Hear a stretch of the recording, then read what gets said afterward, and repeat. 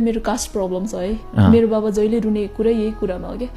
नानी न मैले तिमीलाई राम्रो एजुकेसन दिन सके न मसँग टन्नाटन पैसा छ कि तिमी आनन्दले बस्न सकौ न त तिमीलाई राम्रो फ्यामिलीलाई लग्नै सक्छ नेपालमा कास्टको कारणले मान्छेले भन्छ छैन हैन तर छ के बुढाबुढीहरुको दिमागमा छैन यसले त दमिनी बे गरेर ल्याएछ भन्दैनदै राम्रो कास्टको मान्छेसँग गयो भने हाम्रो कास्टको मान्छेहरु एकदम कमै छ के राम्रो लेभलमा पुगेकोहरु के त्यो लेभलको पनि मलाई एउटा डर छ धनीको फ्यामिलीमा जानको लागि फेरि मैले देखेको धनीहरुको तपाईको सुन गहना बेमा सडकको बुहारीले कति ल्यायो है भनेर हेर्ने के त्यो हेर्दाखेरि आहा कति राम्रो बुहारी के छ कस्तो छ अब घर कसरी सम्हाल्छ त्यस्तो हेर्न आउँदैनन् के दाइ म धनीहरुको बे पनि अटेन्ड गराएको छु के दाइ मैले कानी खुसी गरेर हुन्छ के यसले त यति तोलाको लाएछ यसले त यस्तो डायमन्ड लाएछ यस्तो यस्तो भएछ त्यो म झेल्न सक्दिन के मोस्ट अफ द त्यस्तो हुन्छ दाइ